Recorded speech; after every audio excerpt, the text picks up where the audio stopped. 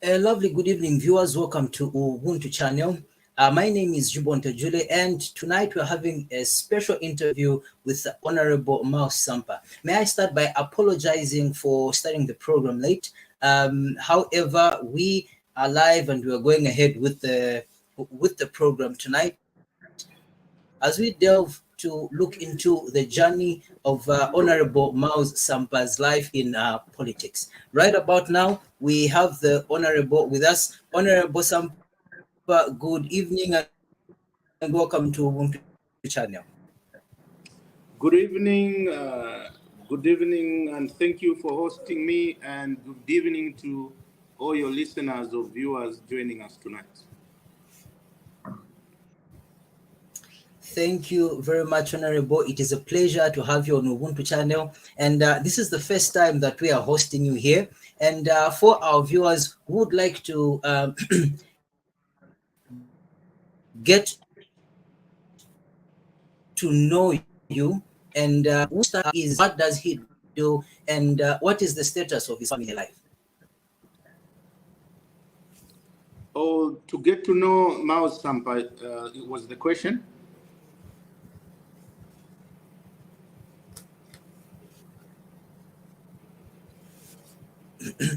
Honorable, did you hear my question? Please repeat the question. Please repeat the question. Yeah, so my question would like you to introduce yourself. Who is Mouse Sampa? What does he do? And what is the status of your family life? Okay, so Mao Sampa is now a politician, a former professional banker. Mao Sampa grew up in Matero, in the streets of Matero, lost his father when he was only 9 years old, and a huge family of 10. And the poor mother who was in the market and managed to raise the 10 of us selling vegetables in the market, Matero market. Then our firstborn daughter got married to a teacher in Kalomo, teaching agriculture there, Austin Kumalo, who was educated in the USA. So Mao Sampa was very young then, and doing Chimpwena followed the sister in Kalomo and started going to school at Namianga. So finished Form 5 at Namianga Secondary School in Kalomo. That's how come he can speak Tonga, because his high school life was spent in Tonga. That's how he hardly knows the insults in English or Bemba or Nyanja. He just knows insults in Tonga, because at high school, that's where you learn that. And then, so beyond that, I went to a tertiary education at the University of Zambia, and then I was a banker, worked for Barclays Bank, worked for Finance Bank for 15 years, and married to Nchimunya. I met in Chimunya at one of the banks that I was working at Finance Bank. She was a cashier, and I was a director there. And we met, seems like we fell in love and everything later on. And I have 6 children. I'm a family man and contributing to my nation, Zambia, politically. I joined politics accidentally because my uncle Michael Sato was a politician. So we got fired at Finance Bank because we are linked to SATA with other people. So from then on, I said, if you can't stop them, join them or leave them. So that's how come I started politics. Michael Sata asked me to stand in Matero in 2011, and I stood as MP there and won. Then I became mayor of Lusaka, and then now I'm MP of Matero. Basically that. Somebody who loves people. It's a coincidence you use Ubuntu. I also have a Ubuntu program. I help the poor. That's what I enjoy most, is to help the poor, link them up to the haves and the have-nots. And that's what I enjoy. So one only reason I agreed to do this interview is because of your name, Ubuntu. It appeals to my heart.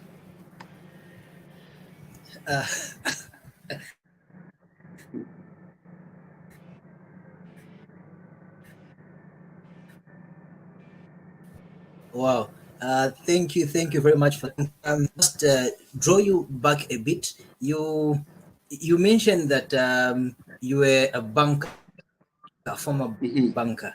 In terms of your professional qualifications, what qualifications do you hold?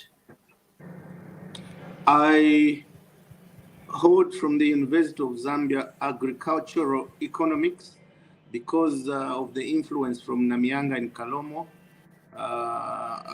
Were taught that farming is the way. So I enrolled at the University of Zambia for agriculture economics. So when I graduated, I worked at a farm. I worked at Momba Farm in Choma, uh, the farm for milk there for an expatriate Muzungu. So I learned how to brand animals, how to dehorn animals, how to badizo, you know how to badizo, how to milk, I know how to milk a cow. So from the agriculture concept, I used to get Dipping. attachment in the farm. Dipping, yes.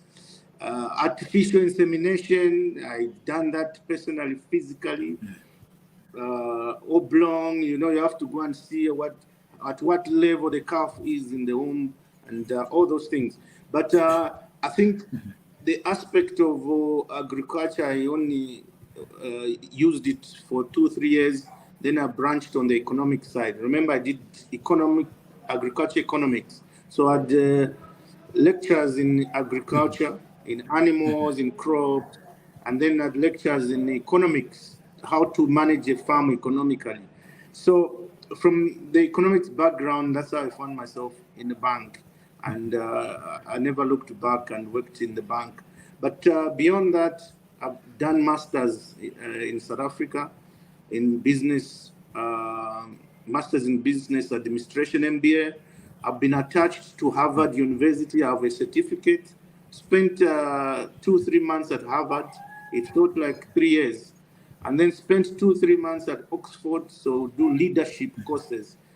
So only school liberates me, and right now I'm Okay. pushing for my PhD, and I keep working on it, but I don't have time, so I keep pushing. So yeah, so I've done a lot of education because out of poverty, I had no other way to liberate myself other than excel through education, and so far, so good.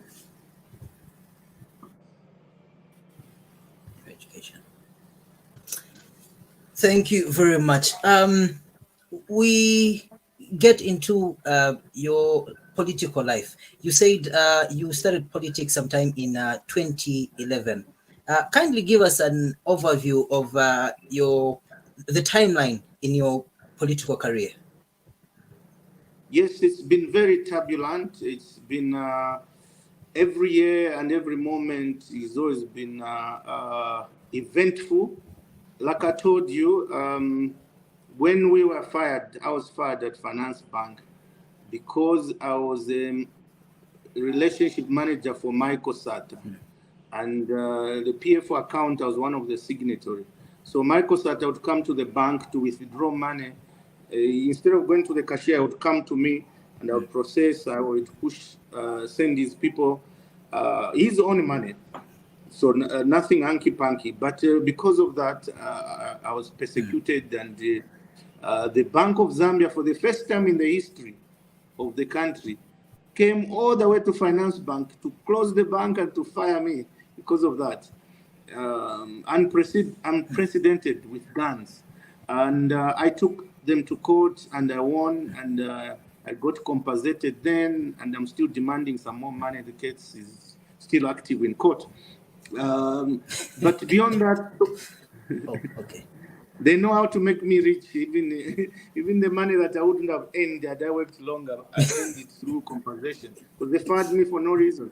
So they asked them, "What did he do?" No, no. There was a bad lending in the bank, but he wasn't a lending director. He was a treasury. Treasury. I was dealing with treasury bills and bonds and foreign exchange. So they couldn't justify why they fired me, and I made a lot of money then, and I'm Okay. still demanding some more, and the case is almost concluded. But then, so I was forced to stand, and I stood in Matero. Guess what? The results we got in 2011 in Matero, I promised Michael Sat. I remember speaking on the movie TV that the results we'll get in Matero, the vote I'll get Michael Sat in Matero we'll send him to State House. And I even said we walk from Matero on foot to enter State House. Guess what? The votes we got for Michael Sata and Matero were the highest the whole country. And indeed, I remember that night when he was declared winner, the people of Matero, we walked to State House. So it came to pass. But then Sata died in 2014. May so rest in peace. And whatever happened, there was an extraordinary general conference where I felt I was dribbled. There was about 11 people that applied, but I was dribbled. I think I won those elections, but they dribbled me. And it went to court. The court ruled against me at the time. Nothing I could do but to submit. But allow me to mention at this point, I hear a lot of people say I should be grateful. And I ask them, grateful about what? I'm grateful to Michael Sata. He's the one that brought me in politics. He's the man that I owe. So I don't know this nonsense. Everyone tells me, you should be grateful.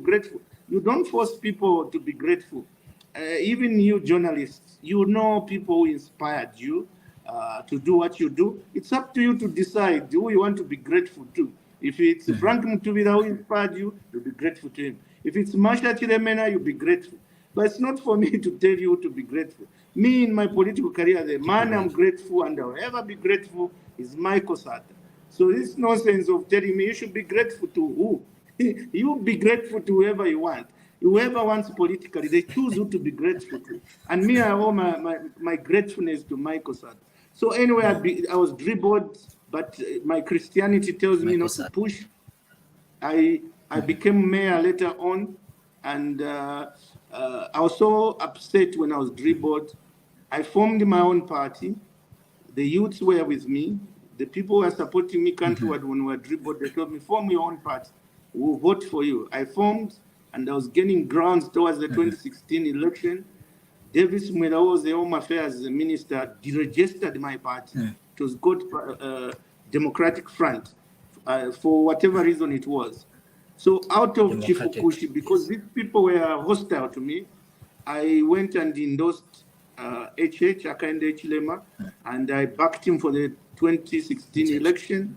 I remember campaigning with him. I remember sitting next to him in his chopper, going to Muchinga, going to Northern Province. One trip we went for almost 3 weeks.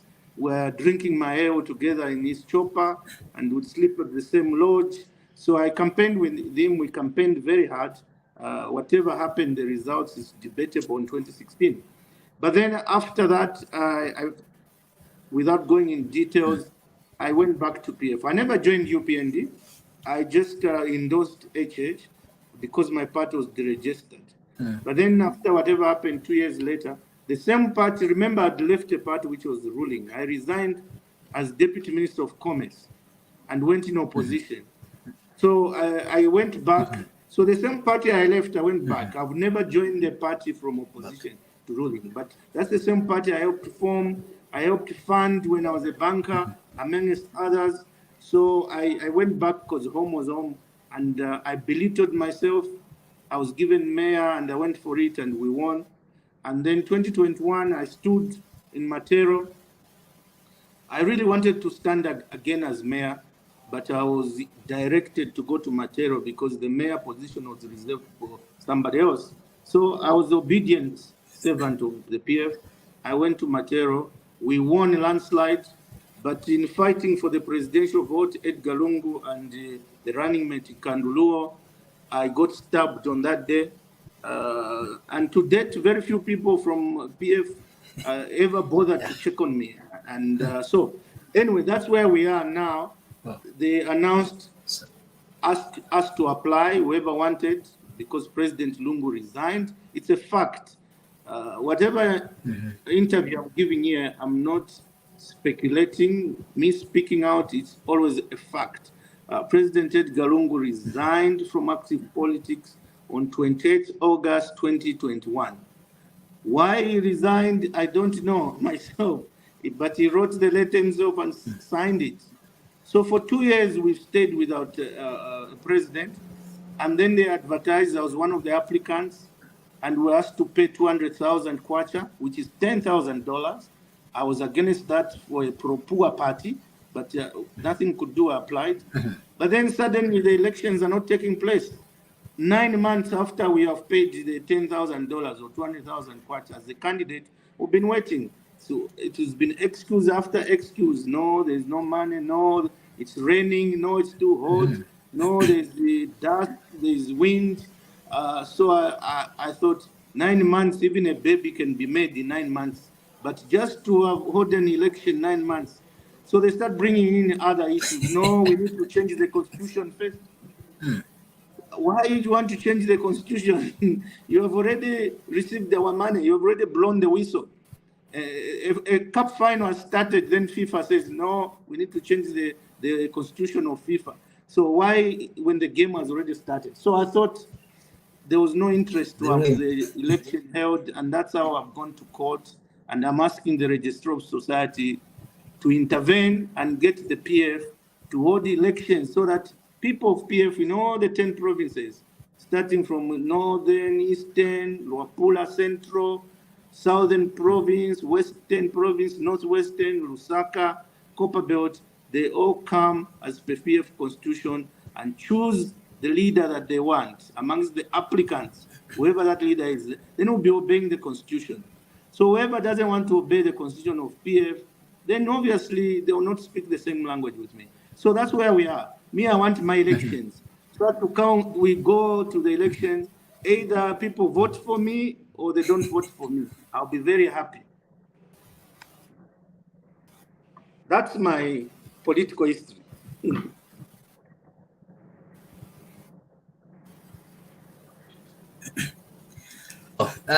Thank you very, very much. It's been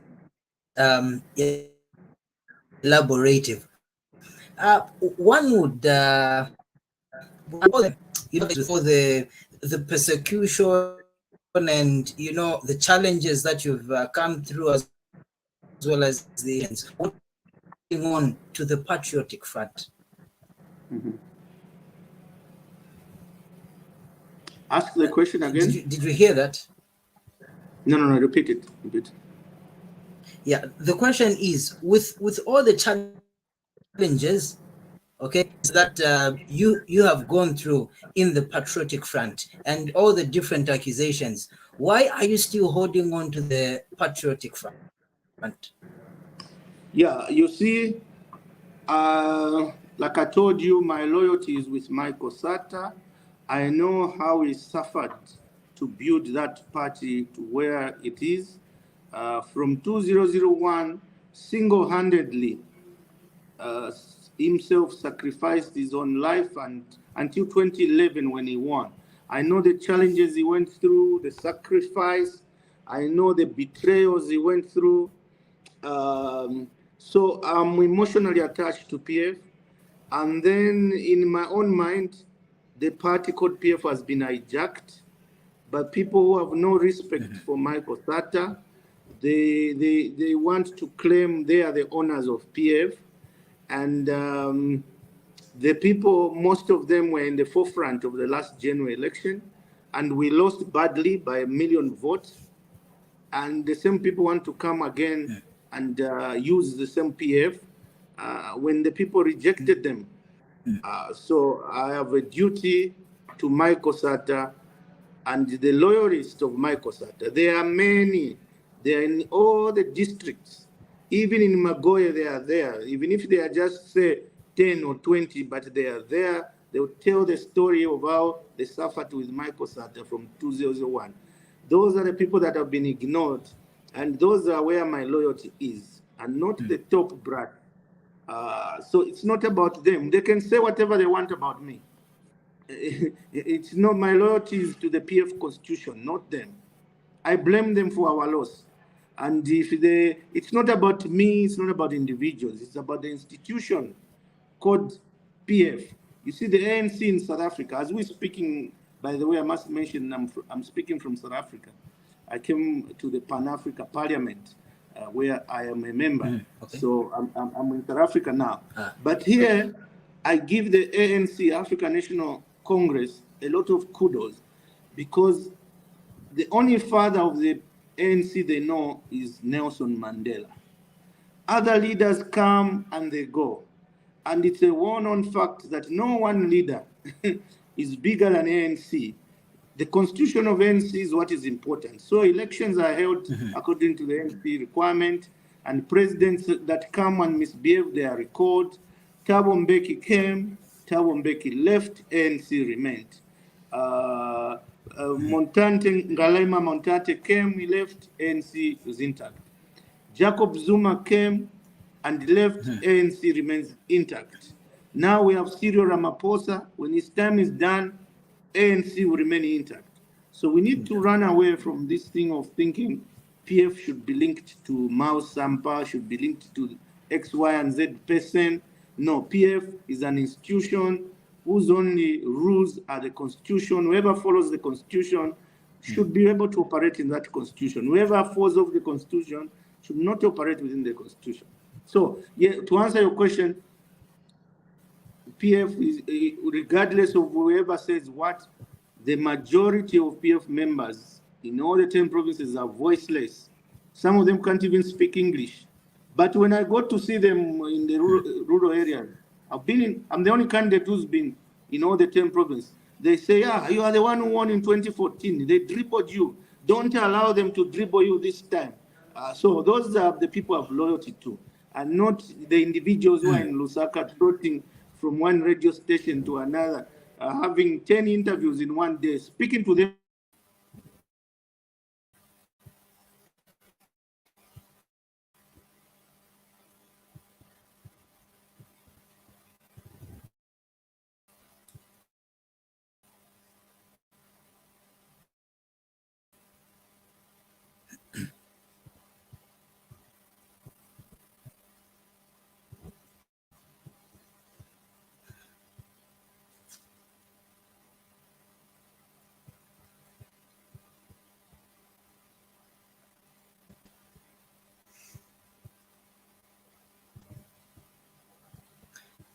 Okay, we seem to have lost the honorable there.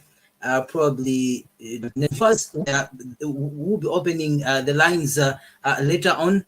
Be free to make a comment via the comment section, and I would send even a voice note via the phone line, and we'll be able to play it through so that Honorable Mao Sampa is able to respond to you. Tonight, this is a special interview, and we are looking at the journey of Sampa in Zambian politics. Right about now, we're going to go for a short break, and we'll continue the interview after the break.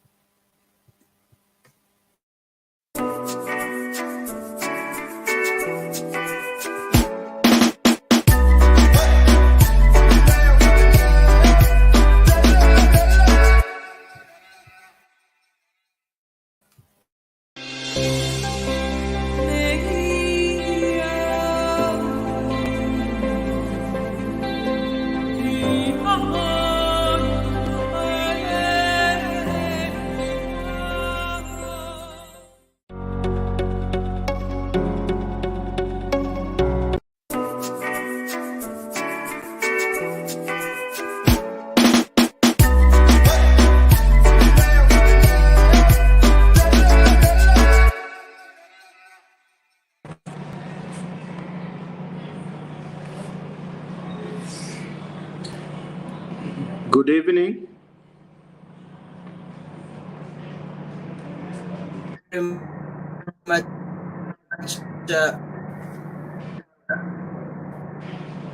Honorable, okay, great. We apologize for that technical challenge.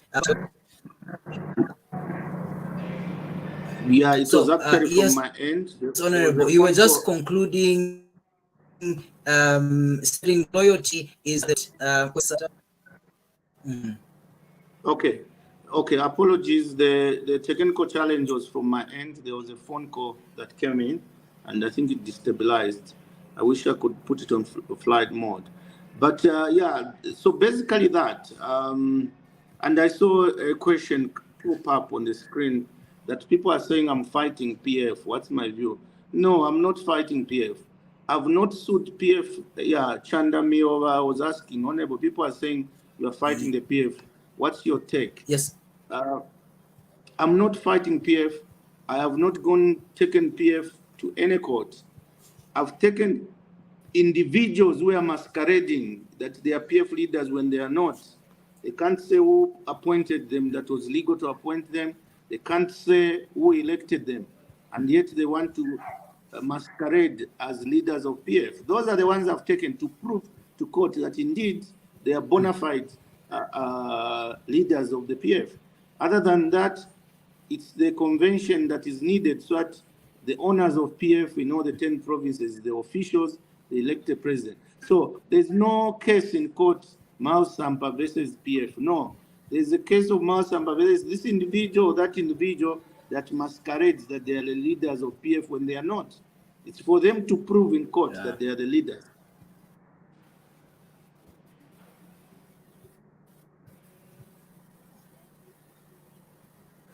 Thank you, Honorable. Just a rider to Chanda's question.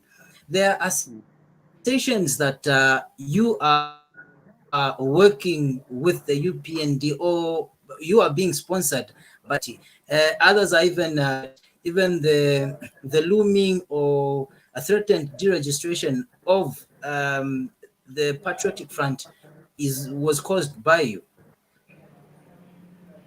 No. And you know what is annoying to me? Is that people accuse me of being sponsored. Before PF won in 2011, those are the people I used to sponsor myself. I was a banker, accomplished banker, and used to earn a lot of money. Some of those I would meet them and give them $100 here, help them with money for fuel, help them with this and that. So they should be the first ones to know that I did not come to PF as a poor man. I used to be poor in material when I was young, but through education, I became a professional and I was earning a lot of money in the bank. I was one of the best bankers at the time in my own field. There were others.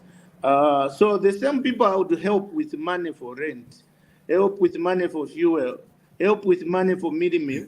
Today they start asking me, where have you gotten the money from? Why weren't they asking me that time? Maybe I should be asking them. That's why most of them can't account for what they may have now. No, to use my brain, I don't need anyone to sponsor me. No one is sponsoring me. I'm sponsoring myself using my heart and my brain. That's why in my fight, I don't even need the akawawas around me. I don't need kadas. I don't need vuvuzelas. I can speak with my mouth because I'm sponsoring myself from using the heart and not money. I believe in this fight. I believe PF has been hijacked by people who don't mean well, and I believe they are stepping on the owners of the party, the grassroots. I'm there to liberate them from the people I'm calling the hijackers. The only way is to go to the convention and get elected in by the people. That deregistering, look, the Constitution says when a president resigns, you go to an election to choose a new president. When Michael Sata died, the Constitution said you go to the convention in Kabwe and choose a president. That's what we did. And it also says in the same clause, I think it's Article 53, when a president resigns, you also go to the convention. But in between, the Secretary General should act as leader of the party. Now, in the PF, the Secretary General, Davis Mwila, I don't know himself, he also decided to resign. So there's no president, he resigned. The Secretary General also resigned. So according to the Constitution, there's no other person to act.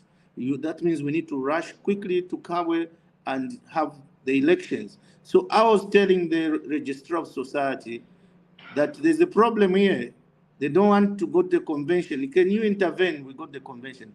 I was not telling them to deregister, no. But then the Registrar of Society responded asking PF to provide a list of 10 office bearers.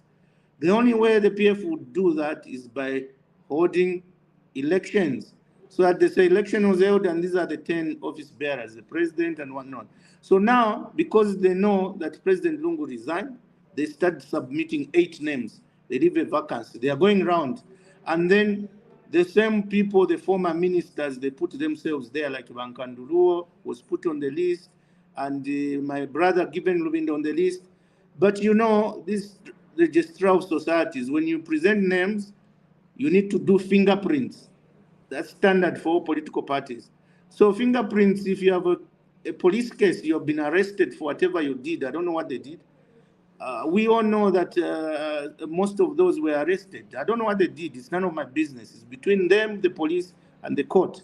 So you know somebody has been arrested and is in court with a criminal offense, then you put them on the list of office bearers.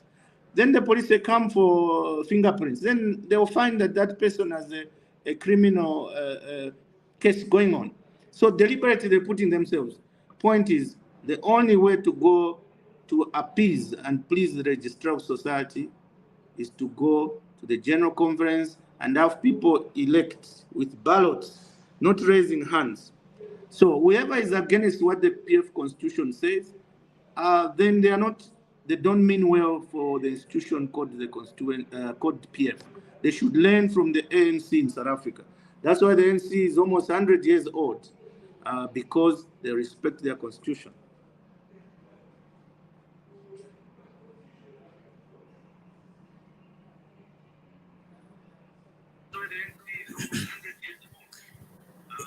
So we've been receiving confusing statements where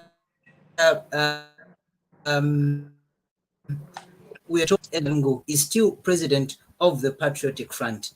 And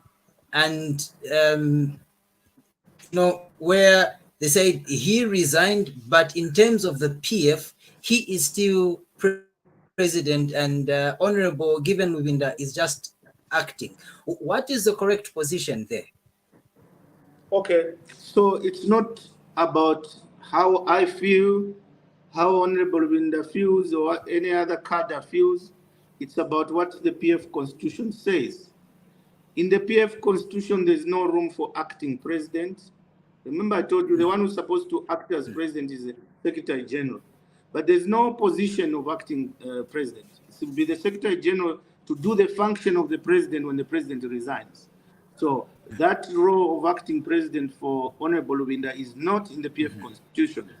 And me, even here where I am at the Pan-Africa Parliament, I think I command a lot of acknowledgement and respect, purely because I try to enforce the rules and the laws and the regulations and the act of the parliament. What does the parliament rules and the protocols of the AU say? So that's what matters. So the issue of the PF did not accept President Lungu's resignation is not in the PF Constitution. The PF Constitution doesn't say when someone resigns, the PF Central Committee has to accept or reject that resignation. I resigned before. As soon as you announce, that's it. We have many people like Paul Monga who resigned also. As soon as you announce public, that's it. The PF doesn't say whoever resigned, the Central Committee should sit to accept that resignation or not. No, what the Constitution says, whoever leaves the PF, they resign. They have room to come back. But the only way to come back, they need to apply. Then the application will be accepted or rejected by Central Committee. Me, when I decided to come back to PF, when I applied, they rejected my application in 2016. They said, wait for 3 years probation.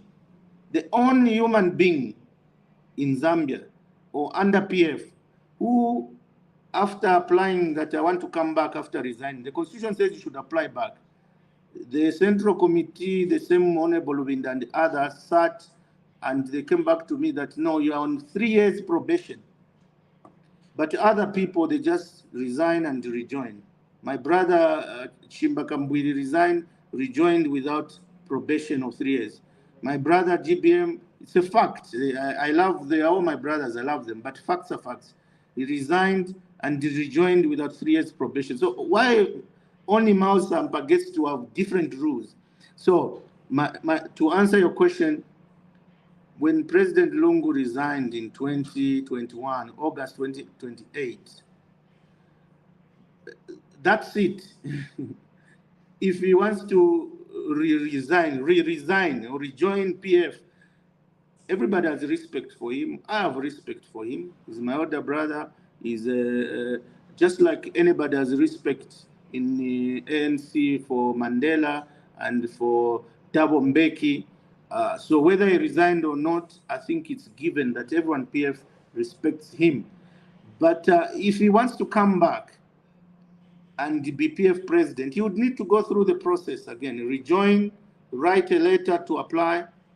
That's what the Constitution says. And then the Sectoral Committee will need to accept him. And if he wants to be president again for PF, he should also just pay the 200,000 and also be a candidate. Then beat all of us. Then he would have been following what the PF Constitution says. But you cannot have resigned, go for 2 years, and then say, no, I'm still president anyway because my resignation was not accepted. The PF Constitution has no room for acceptance. As soon as you write or proclaim I've resigned, Kwama Navadal.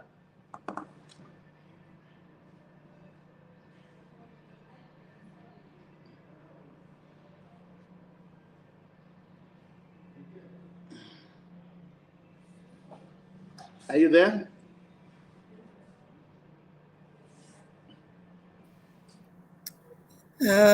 Honorable Sampa, Okay. you've may I apologize? I'm also having technical. Amidst all this, yeah. Yes, I can hear you. Are you able to hear me? Yes, go ahead. Okay. So amidst all these things that are going on, PF is supposed to be rebranding. Would you rate it?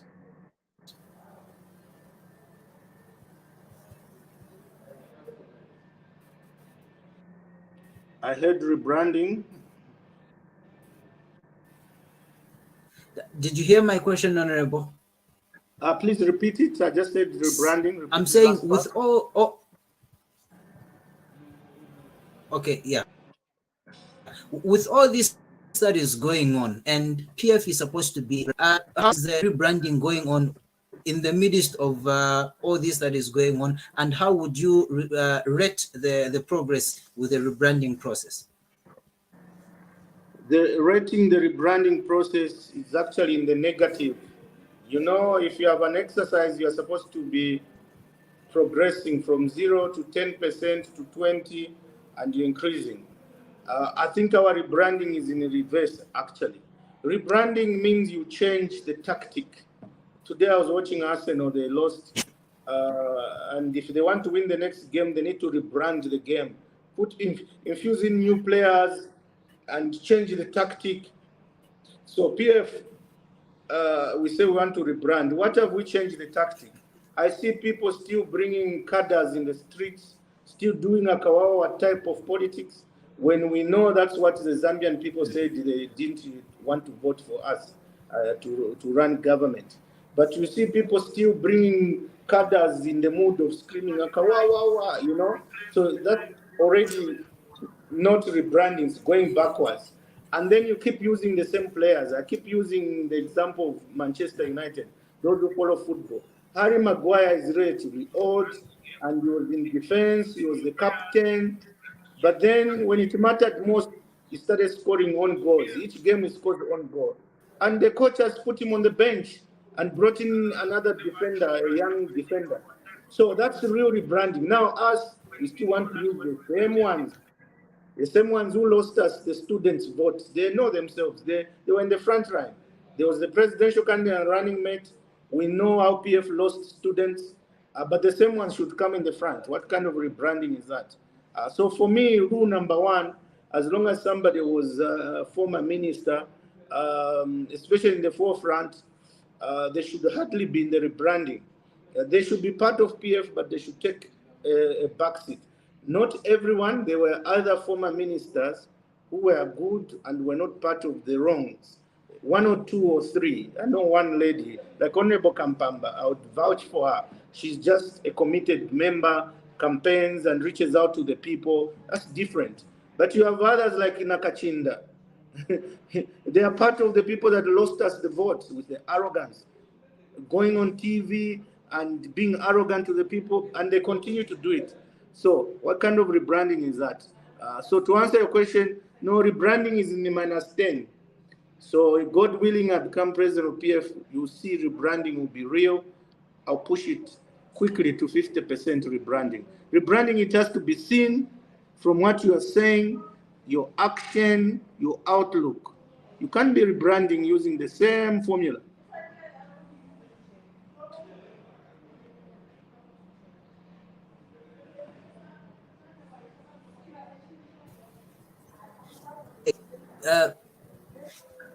Great. Viewers, please, you could get through to the studio using that is 0972 959608. The number is 0972 959608. I'm going to read there's a comment from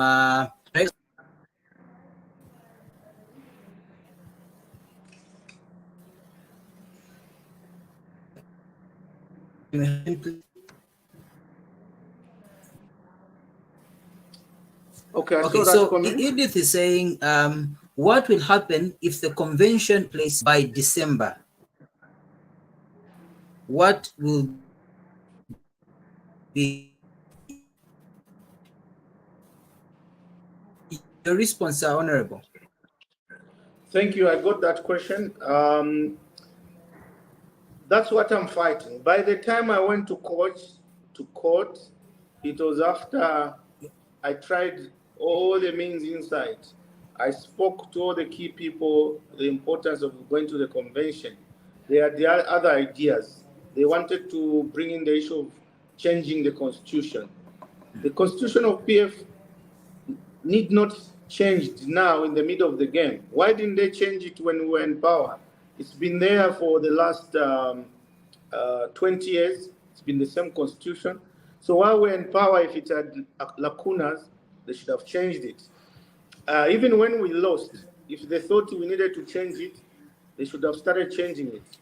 But then in their own wisdom, they advertise and we pay as candidates and there's a closing date for nomination.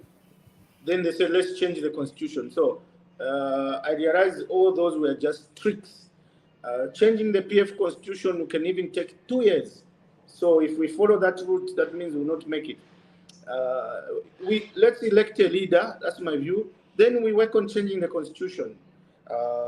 That said, that's why I went to court, is trying to make sure that the convention is held, doesn't go to as far as December.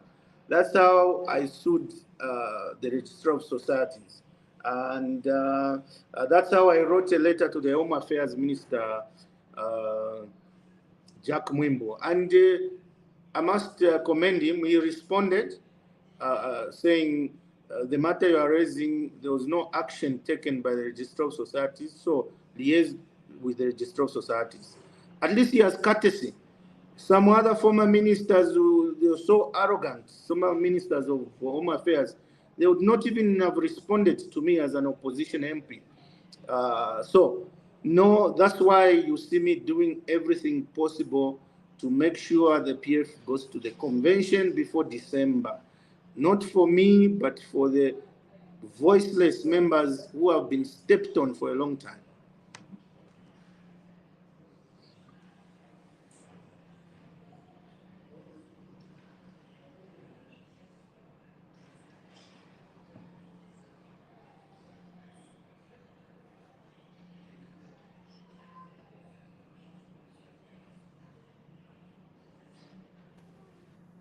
Honorable Sampa, good evening once more. I've come in. My name is Himba. Sorry for that connectivity problem, but however, we'll go on with the program. Honorable Sampa, there's what is your comment about these cases that are going on in court over the previous leaders? Because there is... Power seems to have gone. Oh my God. Are you experiencing that in South Africa as well?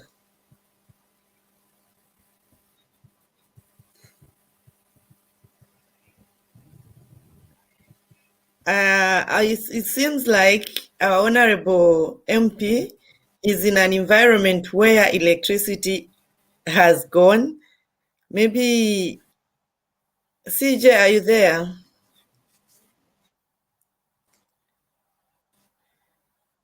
CJ, are you there? Okay, viewers, as you are seeing, we're having a bit of a challenge, connectivity here. Yeah, you are back. I'm here. I'm here now. Oh, thank you so much, Honorable. Honorable, welcome to South Africa. So much power cuts. So it just went, I think now they'll switch on the genset. But go ahead. Oh, thank you so much that you're back. Honorable Sampa, there are these cases which are going on in courts or, investigations over our previous leaders. And our leaders are saying they're being persecuted. What is your take on that? Okay. Hold on. Give me 2 seconds. I want to get the flashlight. I've read the question. Just 2 seconds. Thank you so much. Viewers, you can come through the link that has been shared on our page. You can also call. There's a number on the screen which is 0972 959608. Please, this is the opportunity to meet our leaders, to hear their views, to hear what they have for us. These are our leaders, and if they come to us like this, they are saying, can you speak to me? Can you ask me all the questions you have? It is a privilege that we get to interact with them. We get to tell them what we expect from them, and we get to hear from them what is their vision. So we invite you to come through in the studio through the link. You can have an opportunity to interact with our Honorable Sampa. Honorable Sampa, over to you. Thank you. You thought in Zambia we had problems. See, this is South Africa. I'm using a light, and this is the 5-star hotel. So power goes anytime here. But that said, you see those court cases again. They are in court. I cannot say much because that would be interfering with the court process. But suffice to say, court cases are between the police and the courts and the lawyers. I have taken people to court before. I've been taken to court before on many other matters. I've lost some cases. I've won some cases. It's part of life, but you defend yourself. But let me say this.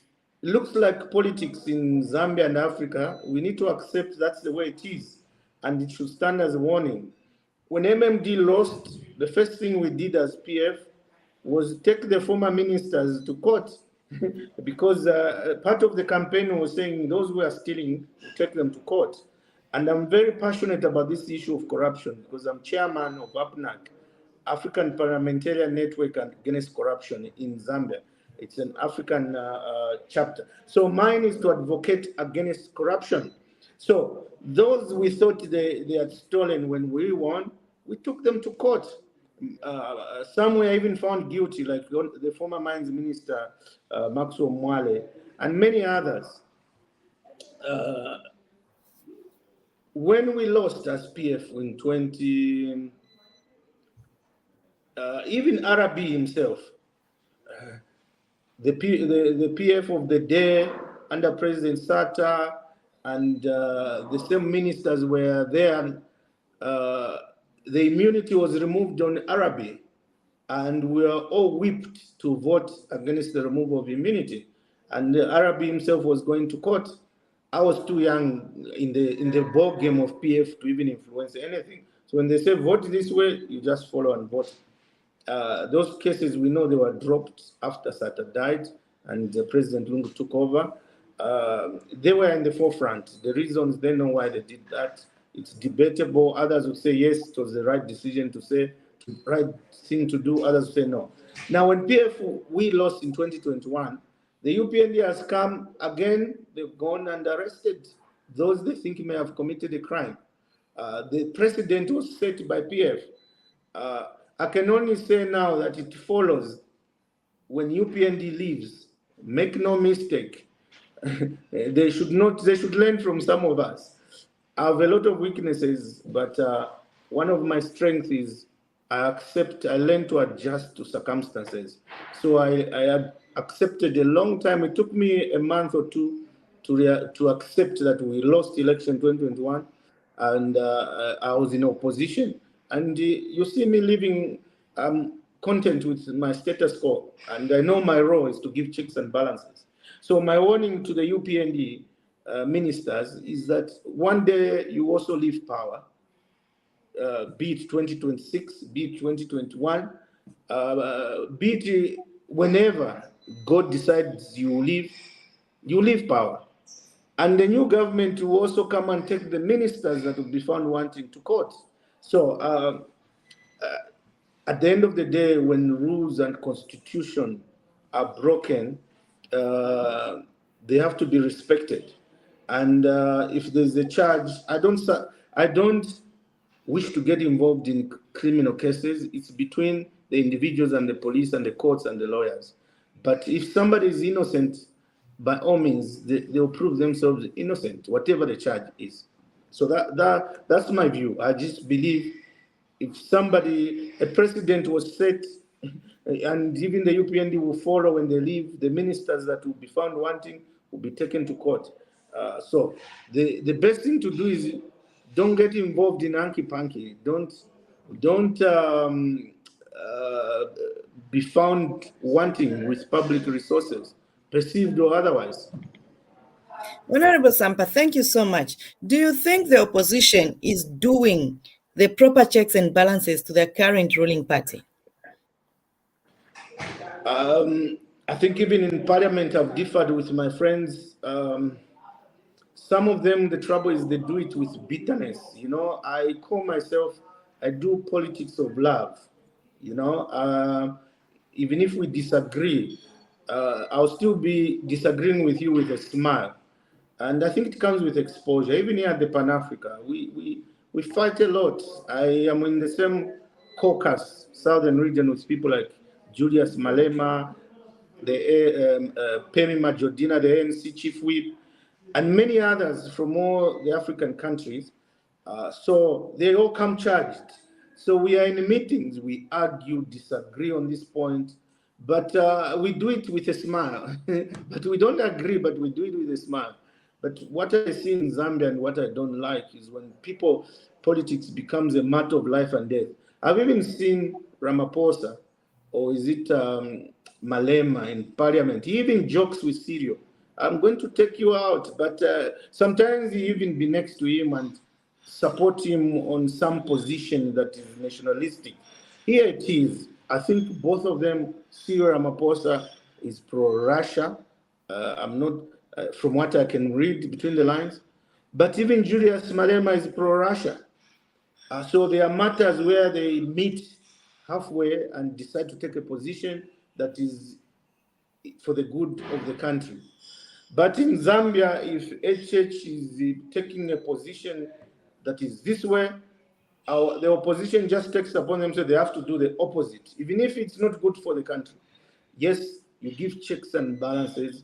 I've been asked time and again things that I don't agree with the UPND. I think the CDF increment was good, but I don't agree with the rigidities, the huge bureaucracy and the processes.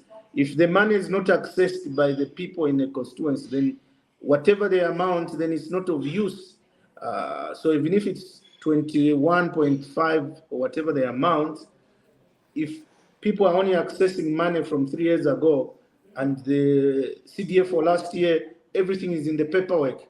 If school opened on Monday, there's a component there to give pupils or secondary school children that don't have capacity to pay. Maybe they are orphans. So you approve them, you submit the names. Guess what?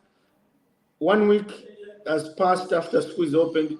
The paperwork is still not approved. The lists are still at the PROG. There's a guy called PROG, local government liaison officer. Every constituency has to send there for approval, and the approvals haven't come. The money hasn't been released to these pupils, so they are not going to school. So I give them checks and balances on that. But even as I'm doing that checks and balances, I'm smiling. That's the politics that I promote. Thank you so much, Honorable Sampa. Before I come again with another question, we've just been joined in the studio by Mukelevai. Mukelevai, welcome to the program. Thank you so much. Good evening, and good evening, Honorable.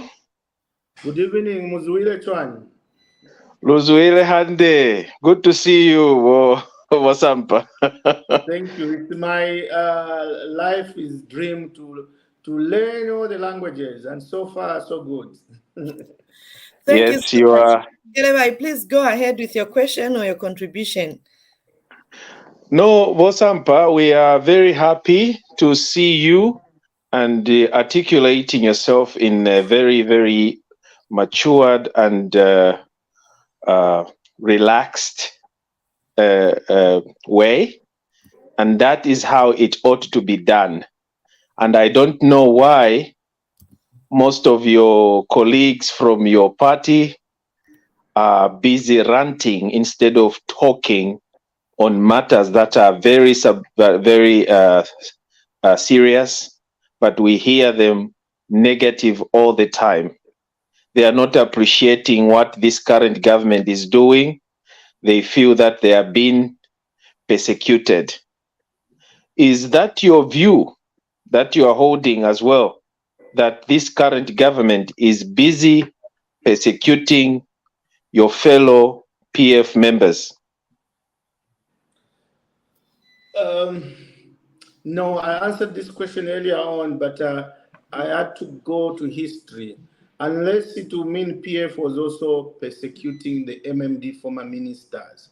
And I am chairman of MP Association, or called APNAC, Africa Parliamentarians Network Against Corruption, the Zambian chapter. In each country, there is that association for MPs to fight and advocate corruption. So I don't condone corruption in the past governments, present, and the future.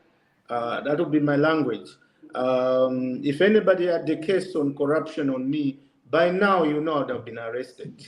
I'm not any special, but I'm very clear that my background in banking sector, my background having worked at the Ministry of Finance as Deputy Minister, I learned very well public finance, Indaramashacha, money for the people.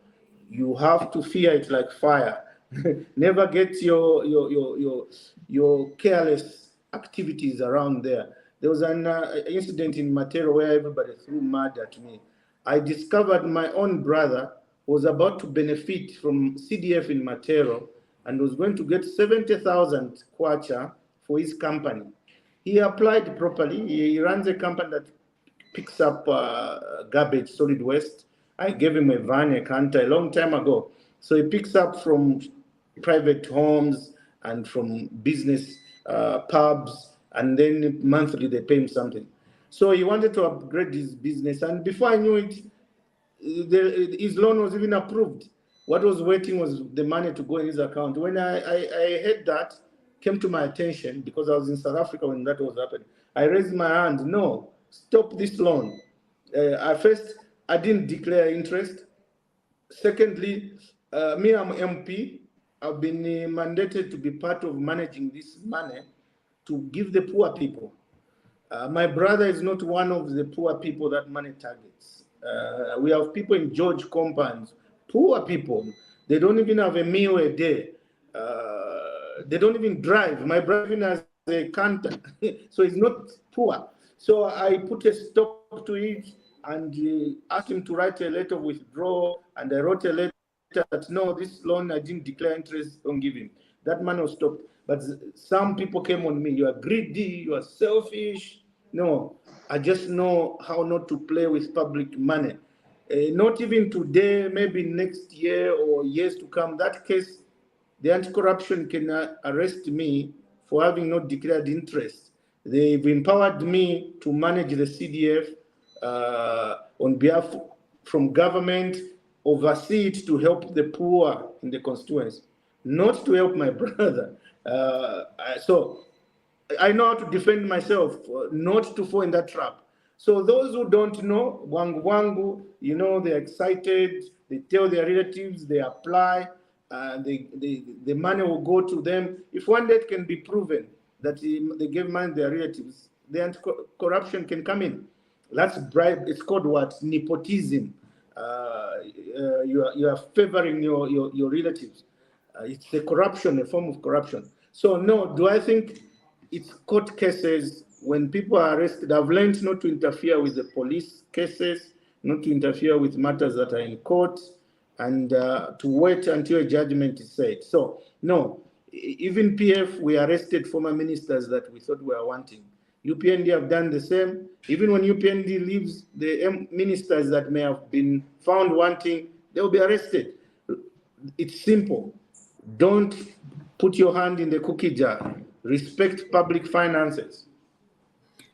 That's wonderful. Thank you so much, Honorable. Before I hand over to CJ, he's back. Honorable Sampa, there's one thing I'd love to get your reaction from.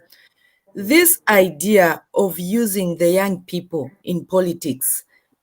I know I usually watch you, I listen to you, you always say kawawa, this kawawa, and what is your take? And how do you feel as politician to just have young people at any cost? Like now we are hearing they are sleeping at one of our leaders' place. I mean, what is your take on that? Especially because these are the young leaders. These are the young leaders you're supposed to model, to prepare, or to mentor for tomorrow. Because definitely, you politicians we have now, you will not be there tomorrow, and you need to hand over the candle. But what are you planting in these young politicians as politicians? Thank you. I think when you hear me say Akawawa, it's just a one-word summary of bad youths, the violent youths, the same ones, because they would scream and use force and intimidate. When I was mayor, they made my life miserable as mayor. Remember, one of my roles was to take care of bus station and markets. They just had this fear that I was going to remove them from there.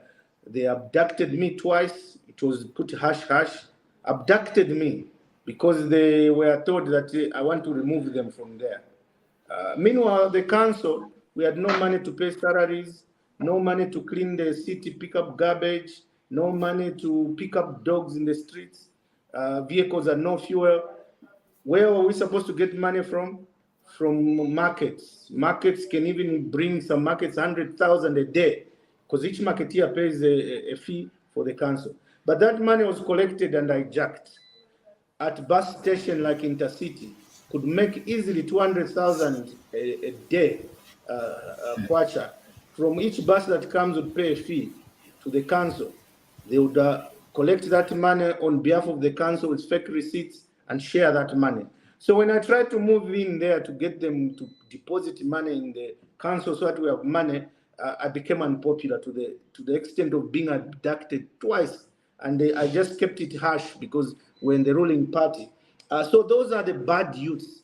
And you ask Zambians why they voted PF, many reasons, but it always comes to one thing: you are the violent cadres. So when I see activities, and if I'm UPND, you had to score them on a scale. I was once asked, what is the rating you are giving to UPND performance? I gave them 0. That was last week. So somebody was saying, no, you are harsh. So today I'll give them 1% performance because I think most of it is because of the bureaucracy. But the 1% is indeed, they don't like the Akawawa and they're not tolerating them. At least there is a goodwill. They say we don't want them at markets, at bus station. Whether some are sneaking back is another story. But there's leadership that has proclaimed that we have nothing to do with either UPND cadres at markets or bus stations. So that I give them 1%. So I hate those cadres. They almost killed me, abducted me as mayor. So to see them doing the same thing, if we are rebranding, you see them there in the streets, almost shouting, "Akawa, wa, wa," and being violent. Are we rebranding? Will that attract us people, or it's ordinary people? The people that vote or make a party win, or make UPND win, is not the UPND members or PF members. The PF members were loyal and they voted for PF. That's the 1 million. UPND also, the membership, whatever the membership is, let's assume it's 1 million. They voted for UPND. What makes the party wins is the voters who are non-partisan, ordinary citizens. And those they have said it in no uncertain terms, they don't like violence or violent conduct. They don't like their kawawa. So if we ever want to rebrand, the first people or conduct we should get rid of are those street violent cadres. And you know they don't just appear. Huh? I've been in this game long. When you see them converge, somebody has released the money and sent it for them to hire a bus, be it from Mandevo, be it from Matero, or Kanyama, or Chawama, hire a bus and come and do something. And after that, they'll all be given like a 20 kwacha or whatever. So some even come, they don't even know what they are coming for. They just want to jump on the bus and they know that they'll go back with a 20 kwacha. And then they come there, they are told what to say. So when you see that, it's not even the youth that's the problem. It's the one that released the money to send to them. I enjoy interacting with the youth. Yourselves, you are not old people, but you are engaging me intellectually and we're talking. And that's how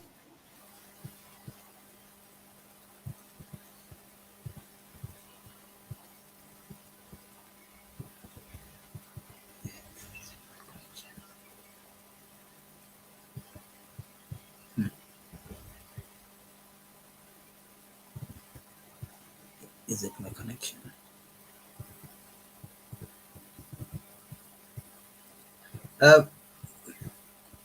Honorable, okay, we seem to have lost the honorable there, and we are actually beyond the 1 hour that we had allocated for this program. I hope the technical issue can be resolved so that the honorable is able to give his conclusion. Obom Yes, please. Okay, great, you're here. We are in the dying minutes of the program. Just your quick reaction to the honorable's response, before we wrap up the program. When someone speaks the truth, people will sit down and listen. And what Honorable Sampa is talking about, it's not that we like him because he's speaking things that truthfully took place or that was happening. We like him because he is honest. This gentleman, no wonder the current government, the previous regime, his political party, they consider him a threat because he carries a different DNA. He is not actually affiliated to the unruliness behavior of the PF. He is different. He is above. And that's why they see him, they consider him a threat.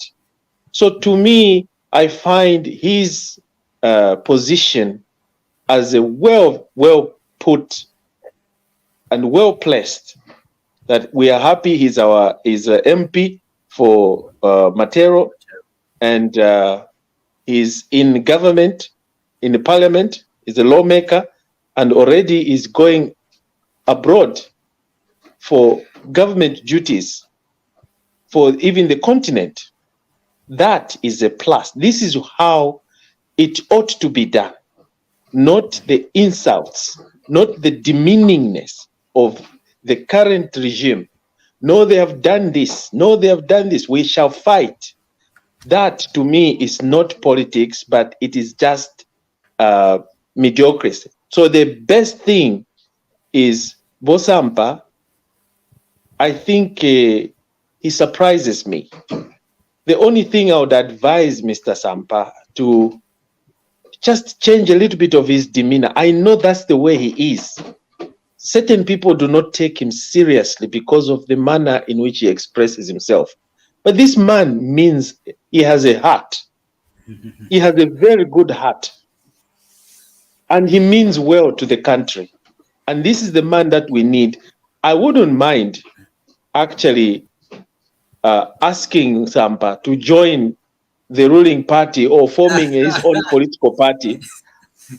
It will be a plus. I wouldn't mind voting for him, hearing what he's saying. You know, he is very loyal to the Patriotic Front. He is loyal, but he has expressed that. Thank you very much, Mumkelebai Himba. In a minute, your response, and then we end the program. Thank you so much, CJ. It's unfortunate that the network has not been on our side, but we thank God that we're able to carry on the program. CJ, first and foremost, I'd love to thank the Honorable MP for being with us and for granting us the opportunity to have an interaction with him. Honestly speaking, I like his honestness and I like his open-minded way of approach to issues, which is, I think these are the leaders we need. A leader who's going to speak his mind, a person who's going to be open-minded when it comes to situations and looking at the issues of the country, where a person says, no, this is not my Zambia alone. And being a leader, I'm not here to save myself. I'm here to save the Zambian people. And what is it that is going to excite or what is going to benefit the Zambian people? I like the way he's saying, I went to the Registrar of Society because this was not done. This was not done. And if it wasn't done, I don't see anything wrong by the police to ask for the fingerprints and everything. And I'm not fighting the PF. And thank God he has made it clear on this platform that he's emotionally attached to the PF, and we have to respect that. And I only hope we can have many people of this nature, of this caliber, and who look at the situations differently and honest. I like his honestness and his openness. I like it. May God grant him more wisdom. Thank you. Thank you. Thank you very much, Himba. Thank you, that's why. Sorry. Yes, mute me. I'll cite you with contempt. That's why they consider him a threat, and that's why they hijacked. That's why they are called hijackers, because of this kind of attitude that he has. Is very positive and direct to the point. So now I understand why the rest are called hijackers. Believe you me.